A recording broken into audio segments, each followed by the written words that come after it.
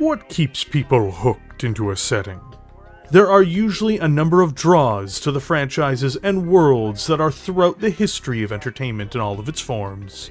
To be cold about it, which I'd rather not be, but must be in this instance, I'd argue it has much more to do with the power of storytelling, which is the hook that draws people into the narrative world, than it has to do with almost anything else, including the concepts behind said franchises.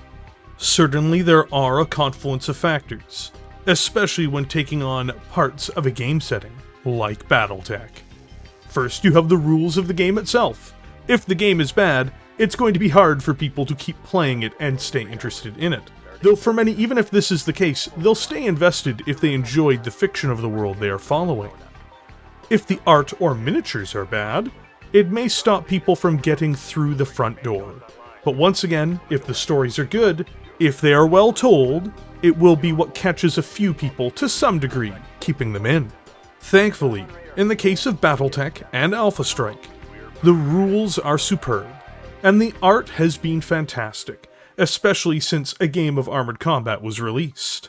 It is important to note though, even with these two factors being true, if there is no good stories, if there are no teams or characters to root for, the setting would become dry, drab, and empty.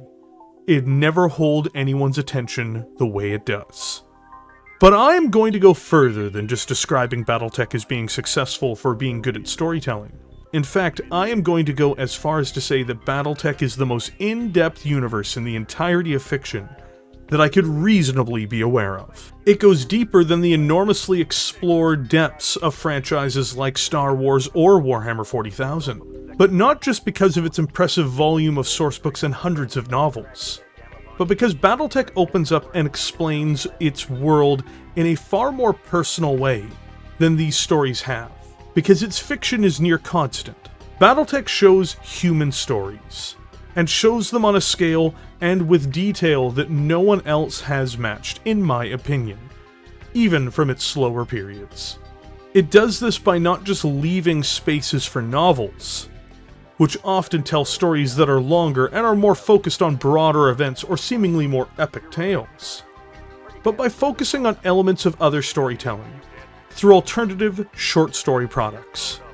Anthologies of more limited scale content and other short stories are often a part of fiction in its various forms for many franchises, but not in the huge way which Battletech has embraced them, and really from the very start. But today, I want to focus on more recent releases. Because while Catalyst Game Labs may produce many novels for consumption by the broader Battletech audience, it releases both independently and through its magazine known as Shrapnel, a series of brilliant small tales of the world. These stories serve to not only flesh out events throughout the narrative and expansive history of the setting, which may get bypassed in novels focusing on the perspective of other major characters, but often it may tell stories which would have never been heard otherwise. To give a good example of what I mean, and I say this as someone who doesn't even like land air mechs, or LAMs as they're also known, is in the first issue of Shrapnel magazine, because there is a story called Yesterday's Enemy by Lance Scarinci.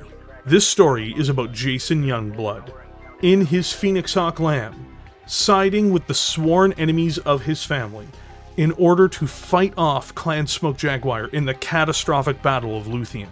Despite its short length, the story gives off the air of desperation, emotion, and the raw courage of the people in the battle in a way other stories couldn't. But to top this all off, it also feels like a send-off to the LAM as a vehicle as part of the setting, as the story is as much about Youngblood learning to fight alongside the Draconis Combine against the Jaguars as it is about the LAM he pilots. It's a touching story in many ways, and shows the legacy of the old, battling against the encroaching darkness, in a great time of need. But this is only one story that appears in this issue. Grim Sentence by Chris Hussey, The Flames of Idlewind by Blaine Pardoe, Airs Above the Ground by Jason Hansa, The First Tales from the Cracked Canopy by Craig A. Reed, and War and Rumors by Kevin Kalani. are all present within this book as well, and all of them have their own virtues as stories too. If Auld Acquaintance Be Forgot, part 1 of 4 appears here as well as a series of articles and game add-ons. This isn't an advertisement for Shrapnel, this is just me going over all of the stories they crammed into here, as I mentioned in the interview I had with Michael J. Saravella. Battletech gets it right 8 or 9 times out of 10 when it comes to storytelling, so when I talk about these anthologies and I bring up certain examples, I don't want to leave behind these other stories, because they are worth your time reading as well. This video is happening because I realized recently, while doing research for the Waco's Rangers video that I'm working on right now, that so many of the most important moments within the video which I'm working on are related to short stories rather than to novels. While yes, the sourcebooks play an important role in all of it, I'd be unable to explore the true sad fate of John Waco, had it not been for Battlecorps Anthology Volume 3. More specifically, the short story within Making a Name by Jason Schmetzer, where we see the death of John for the first time on screen.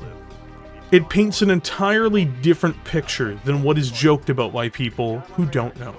For instance, John Waco is the one who moves his unit to engage Zeta Battalion, against the wishes of his father Wayne Waco, in order to buy time for the rest of the forces nearby. You see Wayne Waco urge his son to hold tight, and he's even willing to sacrifice his own pride seemingly to speak with McCormack, the leader of the overall op, on behalf of his son and the intelligence he's gathered. You get an entirely different picture than Wayne Waco sending his son in a Wasp or Locust to fight a bunch of assault mechs. You get context. You get to see the world of Battletech become lived in by people. That's what most of these stories do, at least in my opinion. It takes Battletech from being just a world filled with mech battles and broad, bigger-than-life stories, which it does most certainly have, and it shows what happens in the corners of it, or add genuine moments for the characters within, the people who are at the bottom of all of it, or who are vital to it, but are never seen. Better yet, these stories can be used to simply further enhance what has already been released before. One of my favorite novels from the current era is by Brian Young, which is A Question of Survival. This follows a group of young Mechwarriors from Clan Ghostbear, as well as the rebuilding of Clan Jade Falcon, and it also has Ghostbear senior staff. We get to the ending of the book, which is satisfying, but we don't peer into the young Mechwarriors' new lives in Clan Jade Falcon. We only get a glimmer of it. However, Ghostbird, which appears in Shrapnel issue 11, expands on this, taking us on a journey with Alexis as she strives to fit in, and to become the Mechwarrior she was meant to be. It follows her trial of position, but also many of the things which followed her from before. We of course get more of G.E. Chistu, and a few other Falcon characters, but inevitably it's a great continuation of the primary book, while adding texture to the characters and their own insights. As I mentioned, it enhances what's already there, which a number of short stories and novellas do. Of course, Shrapnel issue 11 carries with it a series of other stories. Plowshare, which is another superb story I should add, by D.G.P. Rector. Signing Day, by Chris G. Lane. Up Close with W.T. Brown. Hell's Highway, by James Hauser. The Space Cowboys from Corette Bell, by R.J. Thomas. And Seal the Deal, by Russell Simmerman. There's also the serialized story by Tom Levine, which is Three-Way Homes Part 3. These short stories, whether they be in the older, harder-to-find Battlecorps anthologies, or they be from Shrapnel, all have purposes. They all add to Battletech in a way which novels or other media just don't. These are the hooks which keep many people rooted in Battletech and enjoying it. But this fiction also gives room for exploration as well, even if some stories may otherwise feel out of place. For instance, in Shrapnel issue 10, there is a story that is weird. It's almost a Lovecraftian story about finding a memory core, where it implies that one man knew of Thomas Hallis being a fake, instead of the real Thomas Merrick, due to being touched by some unknowable horror. This story is Forbidden Lore by Jeff Swift. While this particular tale didn't work for me, it gives the setting a chance to experiment with something as well. which is another important element of these short stories.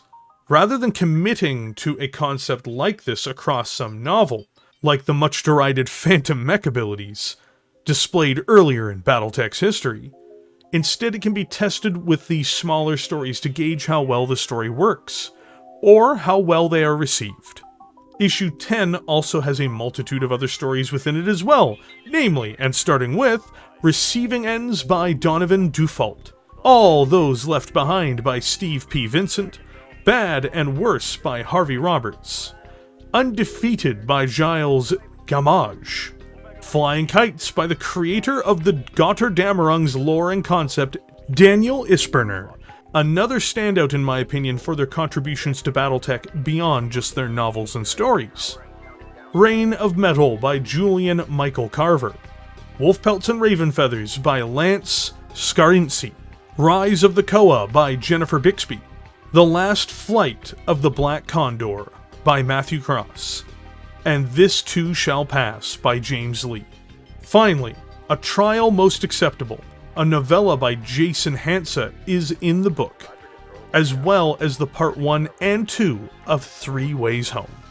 I also want to make it clear there are releases of stories that are done outside of Shrapnel too, such as Michael Saravella's Perception of Victory, which is part 3 of Mercenary Tales. Hint, there are other stories released independently in this series.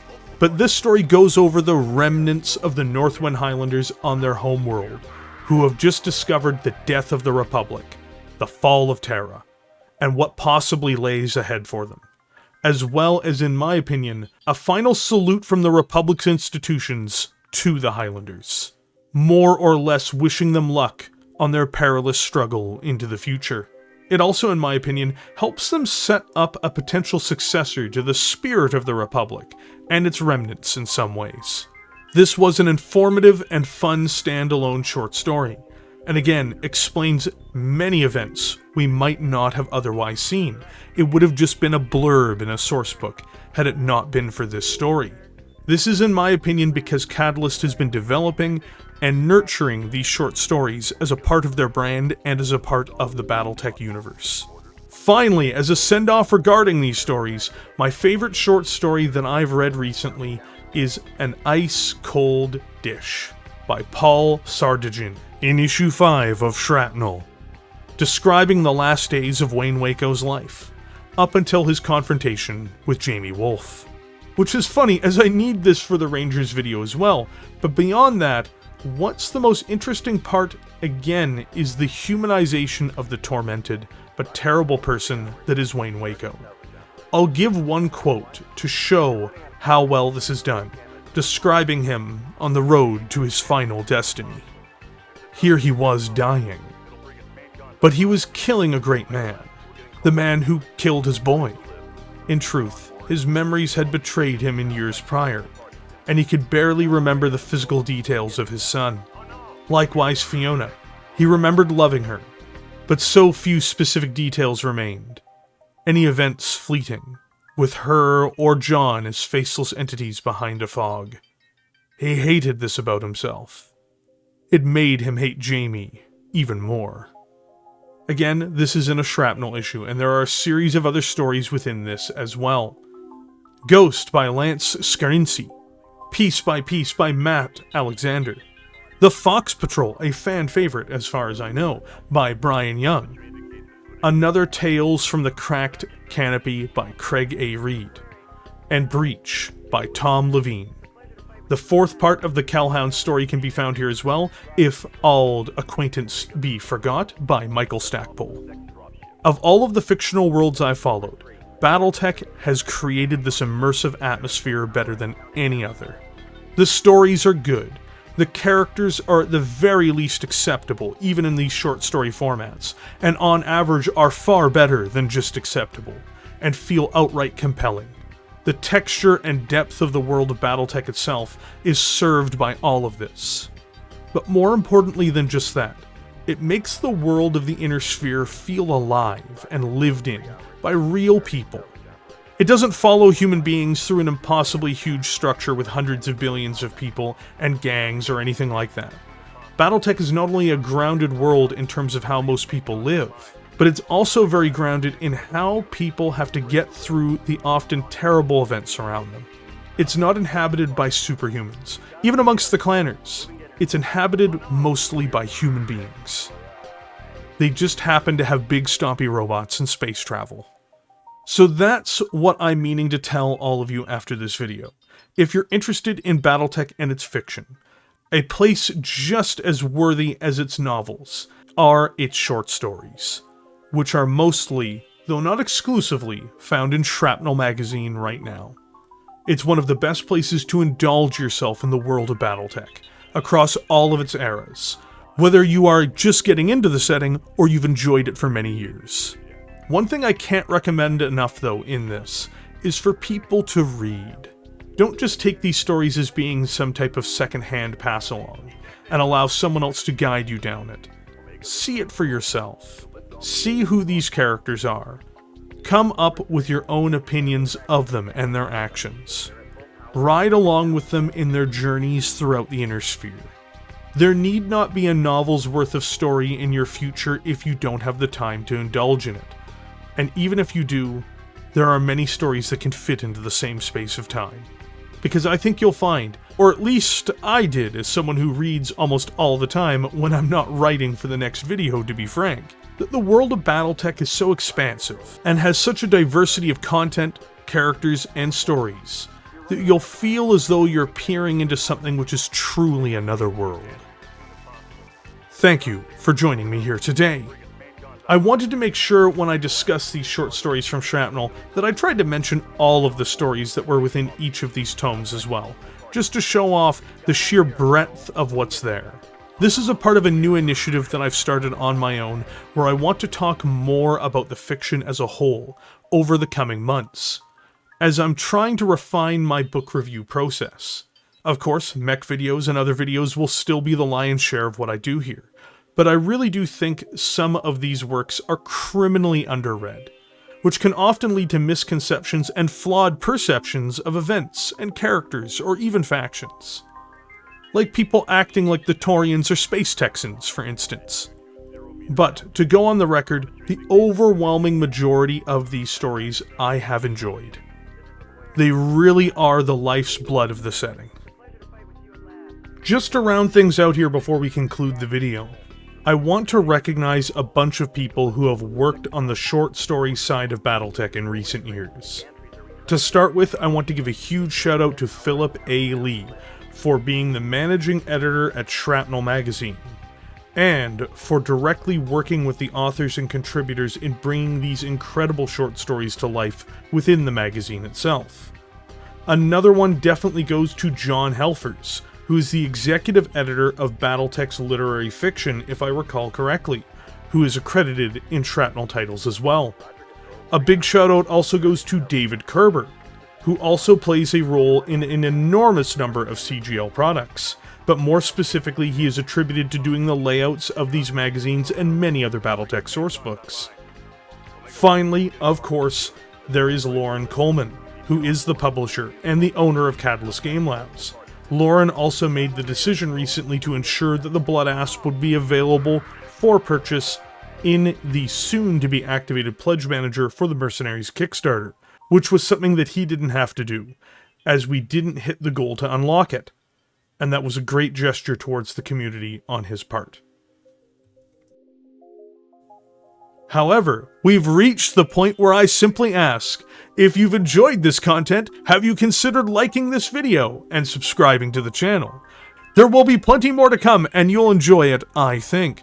And with that, I will catch all of you in the comment section below.